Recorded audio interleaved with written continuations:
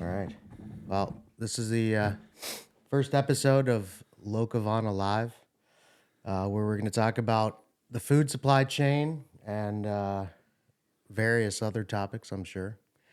But we have Luke Owens, who is the owner, operator, captain, other things I'm sure we're going to hear about of Net to Table Seafoods and a fishing fleet that's associated with that fishes for wild Alaskan salmon, which is pretty cool. There's not many people, I would say, that you could say, I know a captain of a Alaskan salmon fishing boat. So excited to hear about that and a whole bunch of other stuff. But thanks for joining us, Luke. Thanks for having me. I'm excited. Absolutely. So I guess the first thing that you must get this a lot though, but talk about being a fishing captain in Alaska. A lot. I think people have seen it on TV and probably doesn't even do it justice. But what is that? Yeah, it's a completely different world. Bristol Bay, Alaska. It's home to the largest wild salmon run in the world. Over half the world's wild salmon comes from Bristol Bay, which is in southwest Alaska. So my wife and I taught there in that watershed for 7 years in two different villages. And so that's how I got into the commercial fishing realm. And so commercial fishing in Alaska, it's something that some people are made for it and some are not. And a lot of it is you don't know until you do it. Yeah. And at this point, it's in my blood. Like, Yeah. I can't stop. It bit you. Yeah, it bit me. I got the bug.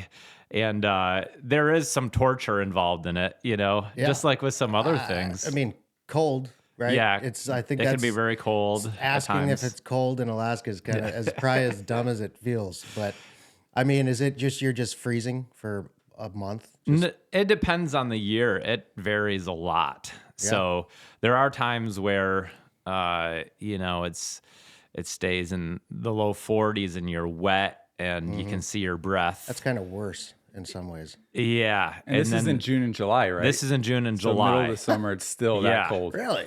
Yeah, but then other times it can be in the 70s and sunny, and you can have wildfires and smoke all around you. Wow. So a lot of my crew, obviously they want it somewhere in between, but they also hate it when it's really, hot, which that's obviously relative. Yeah. And You're sunny wearing 'cause- rubber stuff. and, Exactly. yeah, you're sweating. yeah. So then you end up just as wet as if if you had your rain gear off and you're getting rained on. Just from the perspiration, because you're always working. It's really physical work, obviously. And Yeah. so I think the thing that's the most torturous, though, is sleep deprivation is for sure Really? the thing Because you got 6 weeks to catch your fill and you just go. Oh, yeah. And Are you sleeping on the boat or are you coming back into shore every day or? a little bit of both. Primarily, though, we set gill net. So our nets are close to shore. And so I have cabins on shore that we primarily sleep in. I mean, it sounds fun. That's the crazy thing. You're like, oh, cool. You go camping, you go fishing. Yeah, I could do that. Yeah, yeah. But it probably doesn't feel like that. I think the for the first few hours, everybody's like super excited when you start seeing fish coming over the rail. And but then after hour 24, 25, 26, and the exhaustion, and you see it's just gonna keep coming, then that's when it starts to get hard. And then once you've had like a week and a half of Right. because then there's 2 wake ups a day when you're on period fishing. So in Fish and Game is saying you got 2 8-hour periods per 24 hours ish. So a period per tide cycle. You're really getting like an hour and a half of time off in between those 2 periods. So you're getting like, Jeez. you might get 3 or 4 hours of sleep total. Wow. And it's broken up in those 2. That's crazy. But then once we go 24/7 fishing, when we can leave our nets in, and then we can rotate crew on those nets, and then you can. I want to hear more about that. I actually want to hear. So you're a teacher in Yeah. Alaska. Did you or you're not from Alaska? No, So how'd you end from up there? Michigan. So it was kind of a journey. My grandpa was an interim pastor in Sterling, Alaska for a year or two. When I was in 8th grade and went to visit him, I was like, Really? I'm going to live here someday. That's cool. So then I worked at a Bible camp in the Bristol Bay watershed, Port Ellsworth, Yeah. in college. And that kind of flowed right into That's cool. And now you met your wife there or here? here. Okay. Yep. Yeah. And she was like, "Yeah, I'll go to Alaska with you and fish." Yeah, there's not many of those. That's My pretty wife is amazing. She That's she pretty comes cool. up like she's been running the small processing vessel I have and filleting fish and Wow. That's cool. yeah. That's cool. That's a keeper. That is as a you would keeper. say in, Yeah. Because she grew up with one of your other vendors, Nyblad Orchards. She's Yeah. a Nyblad, so she understands the oh yeah. producer world, and so she's salt of the earth kind of person. Pretty cool. She doesn't mind getting Right. her hands dirty. So then you guys were there, you're teaching. And now how do you go from teaching to I own a fleet of commercial fishing boats? Yeah, so I knew that once we started to have little kids, I have 3 daughters. It got difficult to be being away from family. Yeah. It became a lot more difficult, and there's other challenges in living in remote Alaska too, that become bigger when you have little kids. So I knew we were going to move back, but I was like, I need to stay tied to this. Wow. Plus I still lived there for a few years after I bought into the fishing operation, and it works good because that's a summertime fishery. And so as a teacher, Oh, yeah. you have the summers off. And then and a lot of other people in the village, they commercial fished in Bristol Bay. And so it's also a great way to like connect with people there because that's how they make a living as part of their Yeah. lifestyle. Oh, they're probably so tied in and in tune with Yeah. nature and Oh, 100%. animals and It's all subsistence lifestyle. So you're Yeah. primarily living off of the land. So, it's it's different. Like, people convolute sport hunting and subsistence hunting a lot, and there, it's when you live in the villages, it's subsistence. right. So you're harvesting animals and you're harvesting fish and you're harvesting berries Yeah. for that you're going to eat throughout the year. Yeah, no, it's actually crazy how the whole food supply chain has changed. You Yeah. know, certainly over a couple hundred years, but even in the last 100, because you went from you had to literally kill and find what you're going to Yeah. eat. Then it was there's a market and we can trade stuff, and then it went to especially like the post World War II, where somehow there wasn't enough food. Yeah. Which is wild because today you couldn't even comprehend the idea that there isn't enough food because there's so much food. Right. Whether it's all good for you, or Right. Good food. Yeah. But there's a ton of it because they grow the heck out of it, and we figured out, and some of it's good and some of it's bad. I mean, you definitely need to feed the population, and I think that's where after World War II, they're like, oh my goodness, we need to figure out how to get more food. So it's like, what's easy to grow? Corn. Let's grow a bunch of corn and feed everybody corn and Right. make syrup out of it and make everything we can out of because it grows fast and whatever. And then you get to this point where it kind of, I think it gets overdone. And it's like, well, we can make a ton of food and nobody will be theoretically hungry. Right. They won't feel hungry. Yeah. They're not nourished necessarily Right. by the food. So one of the largest threats to my industry, which is, wild caught seafood, is aquaculture. So, I have a graph that shows since 1950 where almost all of the global supply of seafood was wild and a very, very tiny fraction was farm raised or Right. hardly even existed then, to that aquaculture becoming more, growing larger and larger and larger. And in 2022, I believe, was the first time that aquaculture surpassed the wild seafood Really? supply globally. And now aquaculture actually accounts for more than half the global supply of seafood. So this is literally how do you actually farm a fish? So You put it out to pasture and you let yeah. So historically, most of it is open ocean pens. So the fish get put in these pens that are in the ocean, and then they feed them like pellets.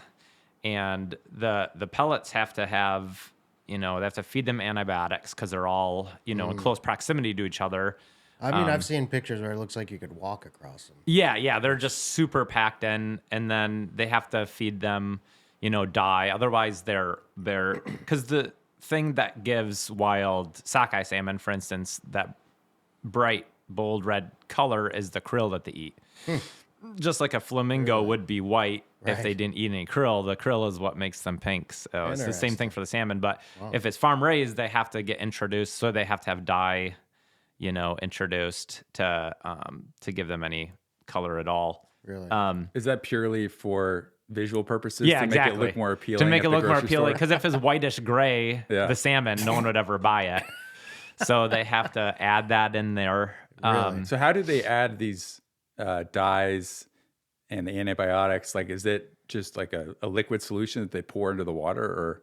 No, I think it is introduced into in their the pellets? feed. Okay. Yeah, into their feed.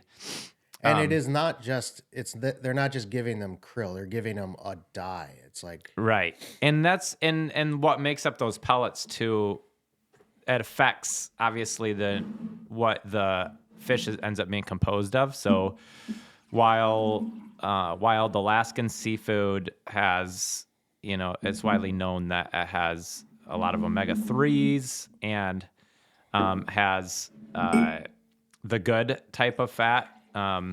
that is like unsaturated fats. oh yeah, they give it to you in a pill to take because it's Yeah, like, because yeah, if you don't want to eat fish, just at least eat the oil. at least yeah.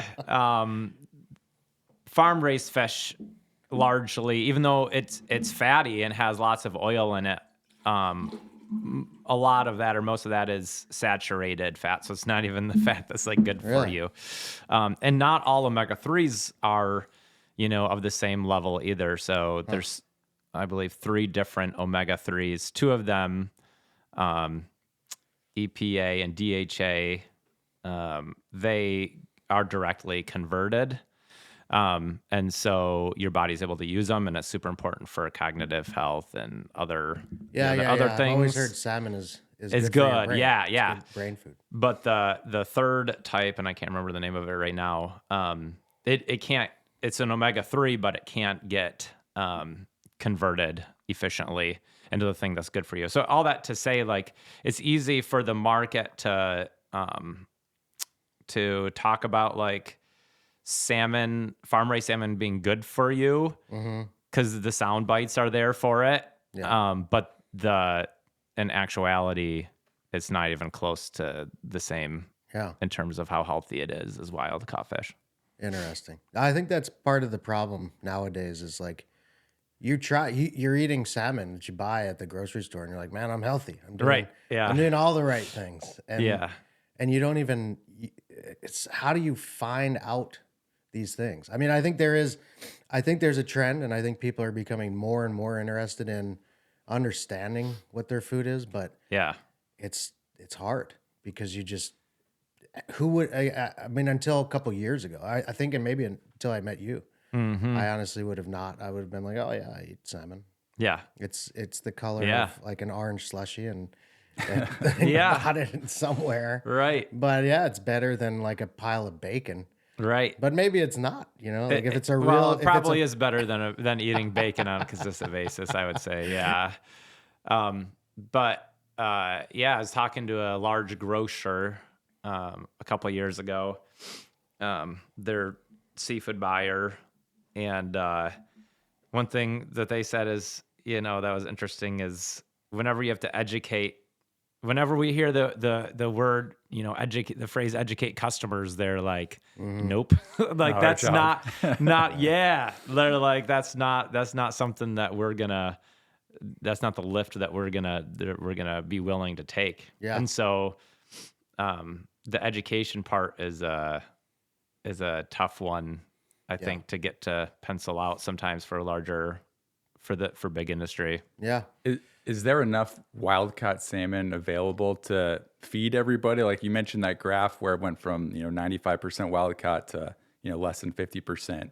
Like with the population size, is there even enough wild caught salmon out there where you could get to those original levels, or is there a place for farm raised salmon just to feed the country? Right, that's a good point. Yeah, that's a good point. Yeah, I mean, if half the world's supply right now of fish is aquaculture and it's getting eaten, if you were to get rid of all aquaculture all at once, then yeah, there would be somewhat of a supply shortage. Does the government in Alaska dictate how much fish you could catch? Like, is there a limit, or is it a free for all? You can catch as much fish as you want. Yeah, so that's a good question, and kind of points to the fact that even just within fisheries in Alaska, there's a lot of different fisheries. So and types of fisheries. So for halibut and crab and cod, well, actually cod sometimes is derby style, but a lot of those fisheries are quota based, and those quotas can change with different fishery surveys, like to kind of gauge where the population is at of those particular species. And I'm then gonna ask a dumb question. What's a fishery? Is it a geographic location, or? It's like a geographic location, gear type. Okay. So, I'd say location and gear type. Gotcha. Now, have you noticed over years of doing it, does the fish population, has it changed? Do you feel like It changes a lot. Yeah. There's a lot of volatility. but it's not consistently like, oh, there's always less fish every year we come out here? Or would you say? It's no. So I think it's primarily cyclical, but we've had the largest. So my primary, I can catch all salmon under my permit, but sockeye salmon is like 98% of the catch. And it like always is the vast majority of the catch in Bristol Bay.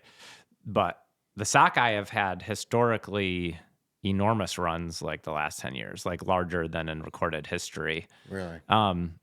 But then other species have been lower, like king salmon and crab. Sablefish is way up. Like it just depends on the species. Huh. Well, I mean, I guess that's good news. That we're not like eating all the fish off the earth. No. But at the same time, we're not. It sounds like we could eat more wild. Oh, 100%. Yeah. So,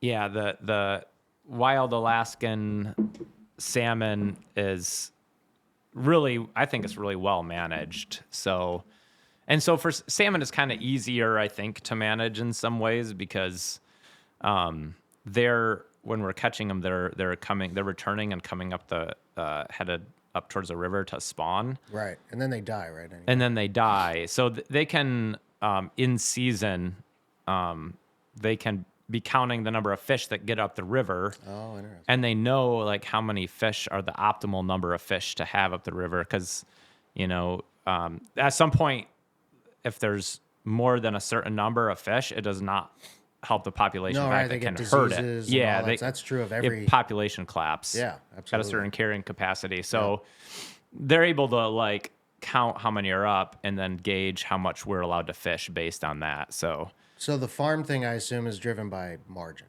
They can just it's cheap because you just got a billion fish in a net. You're feeding them fish food and die. Yeah, and you don't have to. They're right there. It's like literally fish in a barrel. Yeah. So there's no like work, And it's consistent, and that's what restaurants and grocers really like is for everything to always be the same.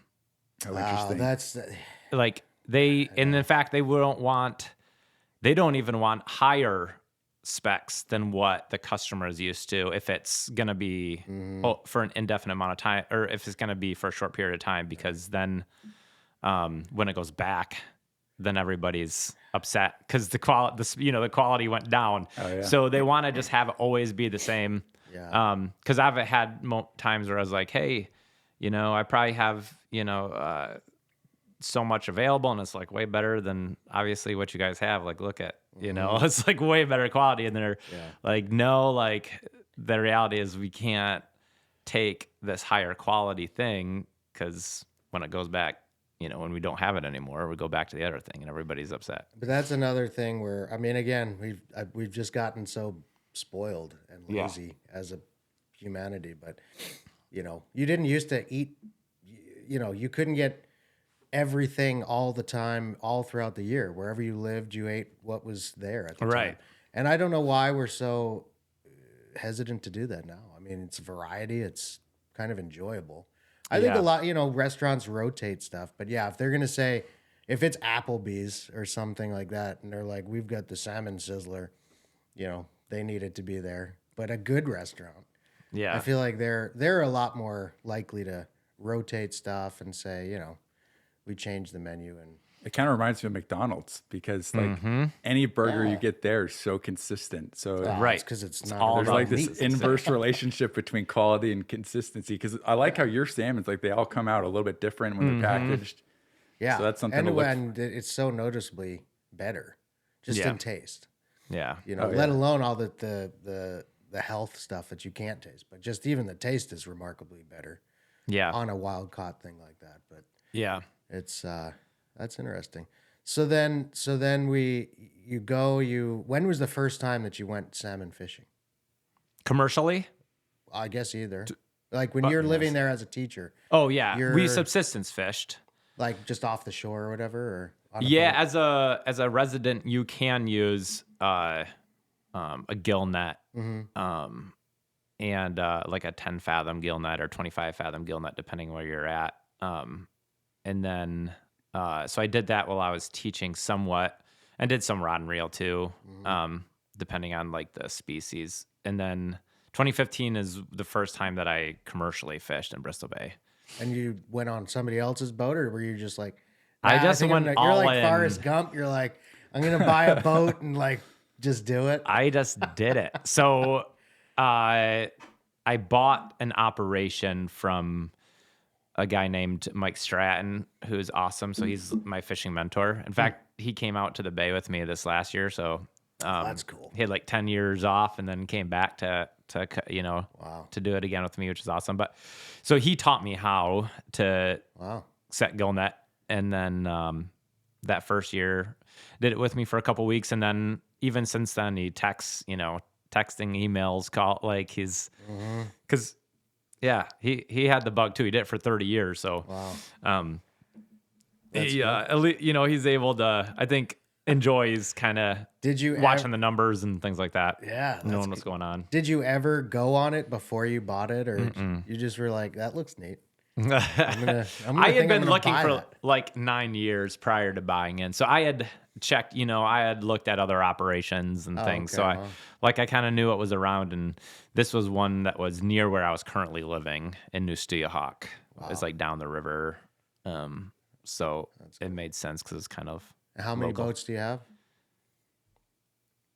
6. Holy cow. Wow. That's a big operation. Yeah, but they're not huge vessels. They're like, on average, maybe 22 to 24 foot open skiffs. Now, how big are like the waves that you're going in? Are you going in some? They're, we're in the bay, so there's some protection there. I think the biggest ones we're in, sometimes I think they get to be close to like 7 or 8 feet, but that's pretty unusual. Wow.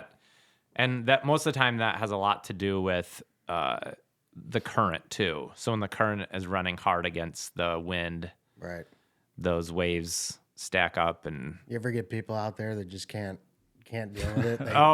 Getting seasick. I get so mad. Yeah, I'm like, dude, you can't just be laying there puking. Like all of us don't, because at some point, like nobody feels great. Like if you've been going for 30 hours, you are exhausted, you're gonna feel a little nauseous anyway. And so if it's dark and you're looking down picking fish in the bottom of the boat, you're gonna feel somewhat sick. And there's no way to get out of the seasickness. I've had it before where it's just constant. Like you can't just like take a break. It's there until you get off the boat. Yeah, so 30 hours of that. I've never had seasickness. Yeah, that'd be pretty brutal. And I think exhaustion plays a Yeah, I it would adds say to the so, yeah. nausea.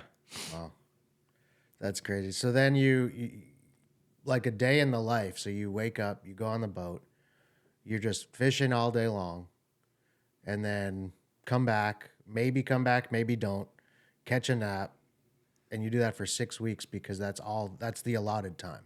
So you have to go to, is that right? Or, So, Fish and Game has particular triggers where they'll start letting us fish, and we'll always like start out with like short periods, so that they're kind of like testing too. Like that gives them some data out in the bay, because it takes a while for the fish to get from there up into the river where the water clears up and they can oh yeah. actually count them. And they also have a test fishery like a week out towards it's on the Aleutian Peninsula, called Port Moller. So they have like really long nets out there for testing. So, and it's pretty accurate, their in season forecasting. So they'll open us up for short periods and continue to monitor early in the season, and then at some point they're like, okay, like we got, and then they're like, just leave your nets in. Really? So early in the season, you get the first few openers, and those can be really heavy, not because there's a ton of fish coming into the bay, but because no one has fished them yet. Yeah. So they're pretty concentrated. And then, they keep us on those periods for like, a lot of times it's like a week and a half to 2 weeks. And that's when if you have 8-hour periods a day, and it takes, say, an hour, you got to get up an hour before each of those periods, and it takes you an hour to like deliver gear down. So then you're at like 2 10-hour periods of fishing. So there are 24 hours in a day. So that leaves 4 hours for like eating and sleeping. And those are broken up, Those are the in two things you between should the do two. every day, at least once a day. And that's what grinds you are those. And then You ever have anybody just say like, "Nah, I'm done. I'm out." I'm sure that their last invitation back. no, I haven't had how anybody do you quite find do that. I've had some ones that just like their attitudes get horrible and they move super slow and they're Anybody ever go to blows? Never to blows. That's Never to blows. So you must keep a hand on it, because like that personality of person that's gonna go out and do that, they're the kind that'll go to blows. I think. Oh yeah, for sure. Yeah, and so I started out early on, mostly hiring people that I knew from the Bay, from Bristol Bay. Yeah, from and they're probably living there. naturally tough anyways. Yeah, and a lot of them like knew each other, and they knew what they were getting into. And so I've been commercial fishing for 10 years, and so now is like the first time. Last year was the first time where it was the opposite. Like most of them are from really? here now. Okay, interesting.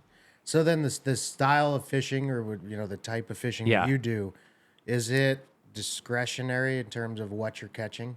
Like, or is it, if I'm going for salmon, I'm not going to accidentally catch something else? Or no, like, so if we, we're catching hundreds of thousands of pounds of salmon, I think. How do you know you're only catching salmon? Or how do you prevent something else? Like, how do you prevent a dolphin from biting your... There's just not any other fish there. Oh. In the bay. It's like, it's not a place where a lot of fish just live, I think, because it's so silty. Like, you can see like less than an inch into the water most places, and it's just mud bottom. So there's nothing to eat there. The fish are migrating through. Right. I've caught a few dolly varden. We always catch like maybe 3 or 4 dolly varden like a season. Yeah. And then usually we just eat them. Yeah. And then last year we caught like 2 or 3 pollock, which was a little wild. That usually doesn't. Oh, really? We've never caught. I've maybe caught a pollock one other time in the last 10 years. So that was kind of interesting. I just wandered. Huh. I don't know why. They're probably following the salmon or something. It was weird. Interesting. And that, because I know there's other types of wild fishing. Yeah. That are less, they get criticized for being less Sustainable. discerning. Yeah. Because they're so. What is that? How are they doing it? Yeah. So even in Alaska, there's factory trawlers. So those are giant vessels, and they just drag a net behind them across the bottom of the ocean, and Catch so whatever that happens to go into. it just and they do try to, like, they've had to over time reduce some of that bycatch, so they have like video cameras down there, monitors and stuff like that, and they Right. try not to catch them, but they still do catch a lot. So I think and some of their fisheries even this year have been shut down because their bycatch is greater than I think their bycatch limit is like 1%, but they catch like 3 billion pounds of pollock or something like that, something crazy. And that's what feeds like McDonald's. Like that's what the big corporations are buying. So pollock is what a filet-o fish is? Yeah, Is that what it is? exactly. Yeah. So But 1% on 3 billion pounds of fish it's like a lot of fish. So they kill a lot of. What is that, 300 million? No, it's 30 million. 30 million, yeah. Yeah. 30 million pounds. So I think they killed like 10 million pounds of halibut last year, something That's like quality that. fish too. Yeah, and why don't they just keep it and crab. sell it? They're not allowed to. They're not allowed to. Yeah. Oh, because then it would be like, oh, I accidentally. Yeah, exactly. I accidentally caught all these very high value So species. what do they literally have to stab them and throw them in the water, or they die in the process? They throw them back. Yeah, they throw them back over dead. And you can look it up online. You like see pictures of the giant, like, and snow crab is another thing they like. Really? And I think they end up killing like 9 orcas last year, and then like 300,000 king salmon, which is super frustrating for us Bristol Bay salmon fishermen, because last year they for the last 2 years they've had different triggers for us to open. So had to let millions of sockeye salmon go by that we couldn't fish because we wanted to let up more king salmon. And a lot of those days were like we stood down, like we had 50 king salmon to go up the river, or like 12, and it's like we're 300,000. we're losing so much money to save like these few kings, and meanwhile the factory trawlers are killing them by the hundreds of thousands. And but that's a pretty political thing, of course. It's just I'm sure a lot of the money is even like in the state of Alaska, that's generating a lot of tax revenue, those factory trawlers, and so they're going to have more lobby. But true. That's what it always comes down to at the end of the day. But what about, so let's say you weren't going to do that and you just told more people to do what you're doing. Yeah. But I guess it's just scale. They just have the scale. Yeah, they But have the theoretically, scale. if they didn't exist or couldn't exist, and you're like, no, we're gonna make net fishing or trawling illegal for whatever reason, you would be able to just have more guys go out and do what you're doing. Yeah. And hopefully that would allow the king salmon population and halibut and some of those other species that are suffering to come back a bit and become healthy again. So there are other types of fish. And so is crab. Really? Are there people who do the trawl fishing just for sockeye salmon? No. Okay. So it impacts you because they kill some of the salmon they're in the not process, even trying but they to don't. catch. They're not trying to catch salmon. Yeah, they're trying to catch pollock. Yeah, Really? And those those other ones, they're not trying to catch them. They just end up in their net getting drowned, and when they pull them up, they're dead. So then they, and so I think I just read an article. It looks like they might change something too, where they have to start, at least in some places, bring those dead fish back to harbor. You know what I mean? So it's a little bit easier for a fishing game to monitor them. Yeah, but how do you Because actually otherwise do it's that? hard. I know. You're out in the middle of the ocean. They They're gonna do just chuck them over. And I say, think they do have. Sometimes they put like regulators on their boats they at should. times, Amen. But so I'm kind of surprised too, especially with McDonald, like the fillet of fish. Obviously, the quality of that fish doesn't make a difference. Right. So why not just farm raise that garbage right? Yeah, exactly. instead of killing a bunch of good, valuable things and a bunch of orcas right, for garbage that's gonna get deep fried? right. They and should just put tilapia, like farm raised tilapia, in Yeah. there, or whatever that's being farm raised in Thailand or something. I'm surprised they haven't thought of that. So is that poly economical then? It must be. It's very economical, yeah, because those factory trawlers are ridiculously efficient because of their scale, Right. and they're processing them like right on board. So as soon Right. as they're getting caught, they're flaying them and flash freezing them, Yep. and so actually, like, as they're getting as good a quality out of that fish that's possible. So they're getting high quality, high volume, but it's at the expense But you could do the same thing in a of farm. sustainability. You could rip the Yeah. the chemically induced tilapia out of there Yeah, and yeah, put it in a freezer right off the bat. yeah. That's I don't know. Maybe that's It might, yeah. They might even be more economically efficient than Huh. the farm raised stuff. interesting. That They don't have to feed them or anything.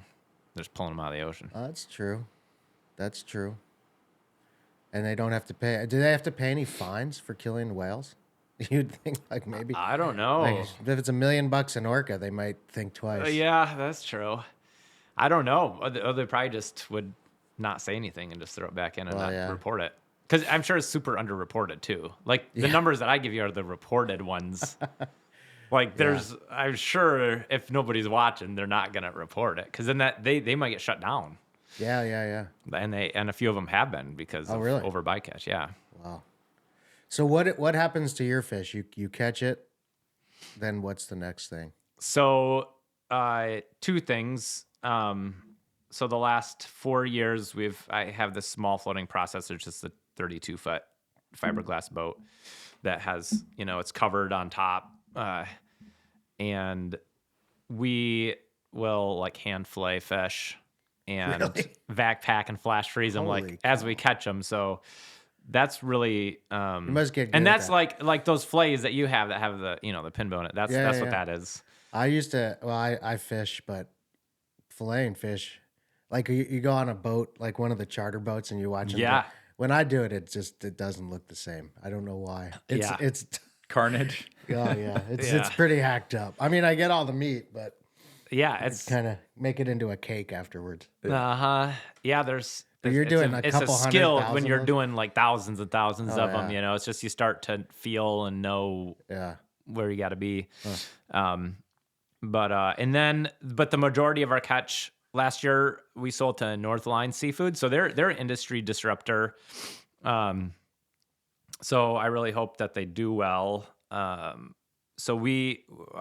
had a tender vessel, which is a seining vessel that and they have cranes and stuff. So we'd deliver our fish to them. They would put it in their slush ice tank, and they could hold. I'm trying to remember exactly what they could hold. I think like 35,000 pounds or something like that of fish, and then they could bring that. Then they bring that to the floating barge, is like 2 miles away. The Hannah, which is 400 foot by 100-foot barge. And then they have these huge spiral freezers that freeze the fish whole at minus 50. Wow. This is up the there. one you said that's disrupting. Yeah. What's it called? Northline Seafoods. So how are they disrupting? What's the improvement? The improvement is usually what happens for most land-based processors is that, the tenders would take the fish to the land-based processor, which is, further away. And then those fish get headed and gutted and frozen. And then they go someplace else for secondary processing. So I know a lot of it goes to China. is what I yeah, was it told. used to be the primary markets were in Asia.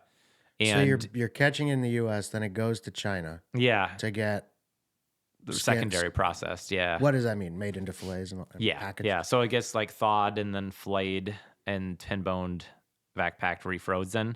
And then some of that historically would come back here, whatever got brought back here, which was not a very high percentage of the overall catch. Most of it would be overseas. It's actually being consumed. It would just be consumed overseas. Yeah, most of it did not come back here. But with the tariff stuff with China and kind of the tariff war stuff, it doesn't go there nearly as much anymore. the new North Line doesn't send it overseas to get secondary processed or whatever. It brings it back to Bellingham, Washington, where it gets secondarily processed. That's cool. So there's basically, there's less handling of the fish, and it gets frozen faster at a lower temperature for a higher quality. because you're doing it on the water. Yeah, That's pretty because incredible. you're doing it on the water, and As and then close also to when they you catch it as possible. Basically. yeah, yep, and then they have contracts with like dog food places and stuff like that. So the carcasses and heads they're able to still sell, for something. Where historically they would just that stuff would get ground up and go into the bay. Just to feed other animals, But yeah, theoretically. Interesting. Is the temperature related to sashimi grade? I've seen that on certain salmon packages. So for sushi, the important piece is parasite destruction. So both Eliza and I, when we got into the processing bit, we got our HACCP certifications, food safety. So we kind of had to learn all this stuff. That's comforting. Yeah, exactly. So for something to be sushi grade, there's a few different ways to do parasite destruction, but when it's frozen, so you can freeze it at -50. That does parasite destruction, but also if it's frozen at I can't remember the exact temperature. Like I think if it's basically frozen at all for like over a week, that also does parasite destruction. Interesting. So and then of course like certain like brines and like pH and moisture and stuff like that can provide, but I haven't done any of that kind of thing yet. So, But it sounds like the freezing it would be the easiest thing. yeah, it's definitely the easiest way to take care of that. Interesting. That's where, yeah. So like if you had fresh salmon, like had never been frozen, you really shouldn't eat that as sushi. Really? That's interesting. Wild caught because, but if you brine it a certain way, I think there might be a way to handle that piece. Interesting. But if it was just completely, if you just got a fresh salmon out of the ocean and you cut a piece off and threw it in your mouth, it'd probably be okay, but you would run a risk. It would run a risk. Interesting. Yeah. And so now in terms of the health stuff, so you're making yourself the lab rat. Yeah. Right? For seafood size me? Seafood size me. Talk about that. So I remember when I was younger watching Super Size Me, and actually I showed it to my students when I was a teacher, where the dude eats McDonald's every day, and I think I heard he just passed away at like 50 something years old. Like it was bad. It was bad for him. I'm not saying that's exactly why he died, but It's shocking that eating McDonald's every day is bad for you. So. yeah, I know, right? Exactly. I guess it's admirable that he was willing to prove it, but it's like I don't think anybody was like, no, I actually think it is good for you. Right? Yeah. Prove it. Yeah, exactly. I don't believe you. Yeah, and so. Yeah, and actually kind of on that same note, like with seafood size me, we're eating seafood every day. I think everybody, for the most part, already knows that seafood is healthy. Like that part's already proven. That's well established. It's already well established. So it's more of like seafood super size me. It's allowing people to see it. Yeah. And like what it might look like to eat seafood every day. And I'm not exclusively eating seafood, right? I'm also eating like fruits and vegetables, and I'm eating still desserts. I'm still like mostly keeping my diet pretty similar. It's not, but it's not a controlled investigation, but it's just allowing people to see I think what that's happens. cool. I think that's what it comes down to. I think a lot of people, I don't know if it's the times or the age or whatever, but you get to this point where you're like, I think I need to get to the truth of what is affecting me.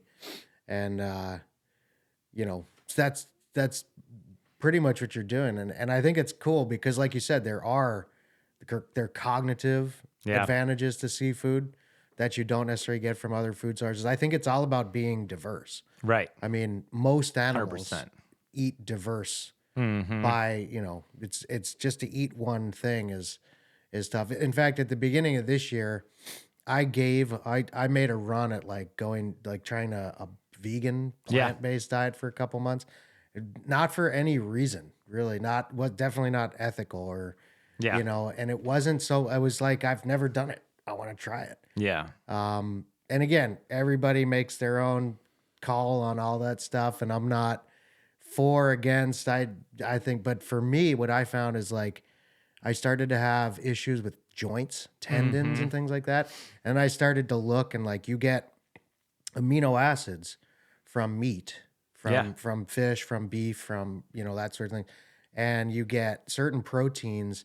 And, again, if you want to put a lot of effort into it, you can probably figure out how to Supplement, piece things like together. that, Well, yeah. And if you're just supplementing at that point, you're like, what's the point? If I'm just going to eat stuff out of a can and it's like And a powder.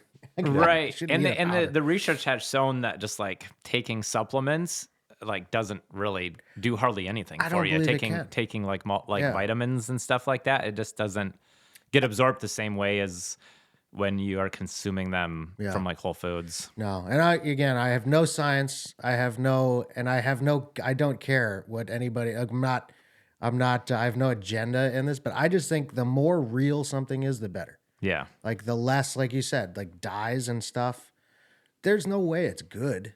No. At best, it's not bad. Right. That's the best case scenario. Well, and But- the research does correlate, like Oh, it it does show does. I mean, there's connections, plenty of with There's cancer plenty and of other it. things like that. Yeah. No doubt. But like, and that's the thing is I realize if you want to try and just only eat, Yeah.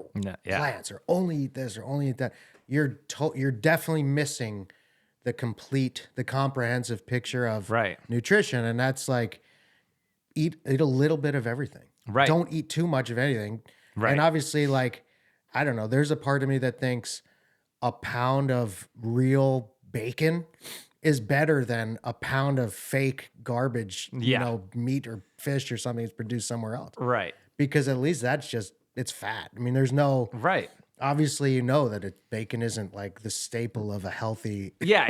to eat it every day. It's in moderation. right? Yeah. But at least it's real. I think I'd rather just eat real everything. Right. Vegetables, meat, fish, all of it, Mm-hmm. and not just like, and that's the hard part because you have to do your homework Yeah. if you want to decide what is real. Well, if you're eating, because you don't get to meet the fishermen usually. yeah. Like that's our privilege, but usually you're like, I'm gonna go to the store and on the package it says that it's like wild and it's, I don't know, did it get caught with an orca or is it just not even Right. true and it's a bunch of dye or Well, like Oceana in their research found, I can't remember how many years ago it was, but they found 43% of seafood domestically was mislabeled. And then they did one more recently, and I think it was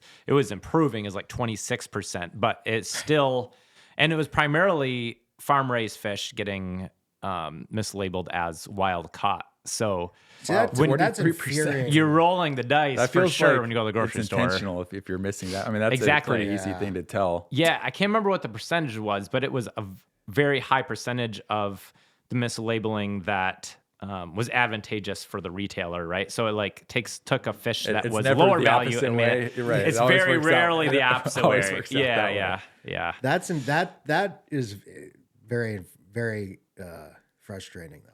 As a consumer, as somebody who's trying, Right. Again, I am not evangelizing, nor am I the poster child for nutrition, but I give it a shot, Right, and I just, yeah. like I said, I want to eat something that's real. I don't even care what it is, as long as it wasn't filled with garbage, and that's tough. That's Yeah. tough to understand. Almost half, and now, oh, good, it's a quarter now Right, yeah. of everything you see is like not even Not what it says. true. Yeah. So if I'm shopping for wild-caught salmon, because that's what we've talked about, all the benefits, like if I go to the store or go online to different retailers, people like you, Yeah. other people that sell wild-caught salmon, like what are the things to look for to know that it's quality? Well, literally, the best way is to be able to and you probably have to look at a lot of them to be able to start like visually being able to see. Like for me, because I have so much experience with like sockeye salmon, I can look at it and be like, I can tell that it's sockeye salmon by the color of it and the firmness of it, and So and I can what are see you on the looking for skin specifically? Do you want a darker color? Do you want it to be bright firmer, bright softer? red. So it's like bright, like really really like ruby red. Then you know but it's if they just sockeye. spray painted it though with a bunch of, can you even like? It would be and you can see like on the other side of the fish. So when it says Atlantic salmon, it's farm raised. Right. Like, and if it just really? says salmon, it's farm raised. Like, you know that like Atlantic unless salmon it sounds like it's wild caught. It It's does, like the yeah. ocean. Unless it explicitly says wild caught, Wow. then you know it's not wild caught. If it says wild caught, it may or may not be wild nobody's caught. gonna go out and spend 6 weeks not getting sleep and not tell you that. It's Yeah, wild. exactly. Yeah. So that's a pretty good clue. Usually, Atlantic, like those farm raised salmon fillets, are going to be larger. They're pretty much all the same size. Whereas if you look at like if there's a display case of wild salmon, there's going to be differences in them. What about frozen versus unfrozen? Like if I go to Whole Foods, Oh, yeah. they sell the unfrozen fillets. Well, don't eat Yeah. it for sushi. I know that. Yeah, No, there you go. if it's been previously frozen, you'd be okay though. You can still eat it for sushi, but Are there fish though that never get frozen? That sounds like there can't be. well, you can, especially if you live in the Pacific Northwest Well, or yeah. whatever, and they fly them, or I could probably find a way to fly them back here. But there's no But advantage to it. The faster you can flash freeze them, Yeah. and keep them frozen at a cold temperature. And when I say cold, I mean actually the degree of how cold it is, even within those freezing temperatures, does make a difference. So if you have your freezer at -20 or -10 or 0 or 10 above, that would make a big difference in quality. Oh. If you can keep it really cold, then that's going to be better than even if I flew it back here. It'd take like 3 or 4 days to get into the hands of a consumer potentially, and then it might take a few more days for them to eat. You know what I mean? Yeah, And then there's just a lot of inconsistency there too. Like maybe the timing lines up perfectly, then it might be good, but like Alaska's a long ways away, especially Bristol Bay, Alaska. So Are there any wild-caught salmon people like yourself that would cut certain corners that you may not? And so, like, what are the things between like the websites that have their own, quote-unquote wild-caught salmon? Like, what are the things to look out for when making that purchasing decision? For wild Alaskan, Bristol Bay salmon, I think that in general, like I'm for that, right? Like, Yeah. so I think there is a lot of value in getting it directly, I guess, from the person who's catching it, because Yeah.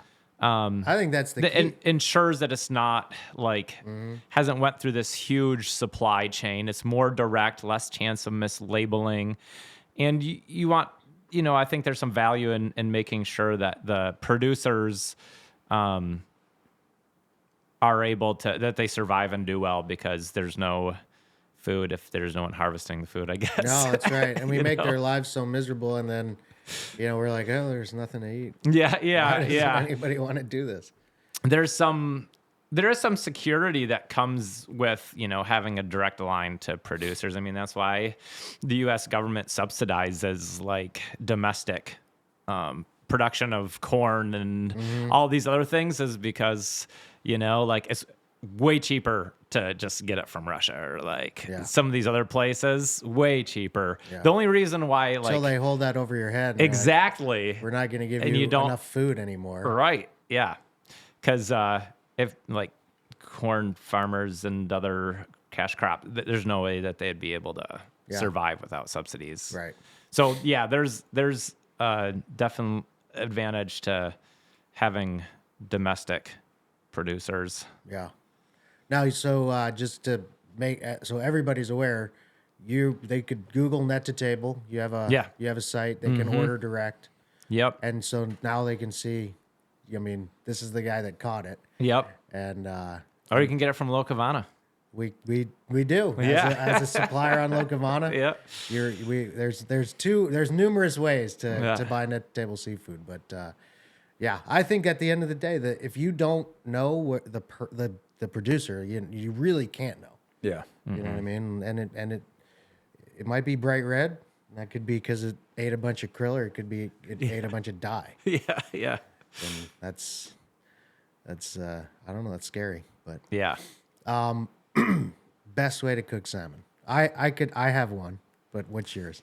Well, so that's a good question. It depends on the person for sure, but I like to be simple, so I'd just take a piece of salmon and put some avocado oil in a pan and put some salt, maybe a little pepper on it. Throw in the pan 5 minutes maybe on one side and 3 minutes on the other, and then just eat it. My two ways actually. Favorite. One is blackened. Yeah. With there's this spice that I used to get 15 years ago in Virginia Beach when I lived in Virginia Beach, and I don't even remember where it came from. It was like this jar, but it was basically a Cajun. Yeah. Like a Cajun and you were supposed to like put it on thick, like real thick. And then you get a pan as hot as you can possibly get it. And you slap the fish on, let it just go for like not even that long because it's a super hot pan. Yeah. Flip it, and it will be, they call it blackened. You know, that's what blackened salmon. But it's burnt. You know, basically it looks burnt. And you're like, darn, I just messed that piece of fish up. But you take it off, and it's just like so good, so juicy. I think it's the flash frying. That, like seals it all in, and then that seasoning is good. I think you could probably any Cajun sort of thing, just blacken it. That's way number one. The other way, which you need a little bit of skill for, is I took a piece and I put salt and brown sugar on it and put it in the fridge for 1 day, 24 hours. Yeah. To then wash that off and then smoke it at like 150 degrees for 4 hours roughly. And it was so juicy still. The smoke, the brine, like the whole, I mean, it was just, I was so surprised because then you can eat it, you know, then it's basically preserved. Oh yeah. So you can just eat it, but it stays juicy. That was the thing that I was blown away by was like, I don't know if it's the brining process, the smoke, whatever it was, but it was so juicy, smoky. Oh, it was good. The little bit of sweetness from the brown sugar, not a lot, but yeah, that was good. Oh yeah. It's good. Now I'm hungry though. Yeah. It's a great way to preserve and eat the fish. Like when I lived in Nustiahawk, which is, you know, Yupik Eskimo village. That's how, you know, a lot of the fish is, they'd split the fish and, you know, cut it into strips, but it's still connected to the skin and hang it in a smokehouse. I've seen that. Yeah, that's cool. And between the reduction in moisture and then also if it's brined and you can reduce the pH in there, then it really, that's the thing about wild salmon too, is it preserves, like that's what sustained those people for thousands and thousands and thousands of years. Like that had to be the nutrient powerhouse that like fueled pretty much their whole diet. Right. So it has to be, you know, something that can sustain you. Would it be possible for, like, if you go back long before, you know, man had laws and you literally had to survive on fish. Is it possible to catch it all year long? Like, is it there? The salmon? Or is it like you get a shot and You get a shot. you got to feed yourself for a year Off based of it. on this run? Exactly. Yep. That's why. So that's why, yeah, they'd have to So they had to dry preserve it. Yeah. And then for the next 10 months, there's like, Yeah. Hope you had enough. Yeah. And they dry like their caribou and stuff too. yeah.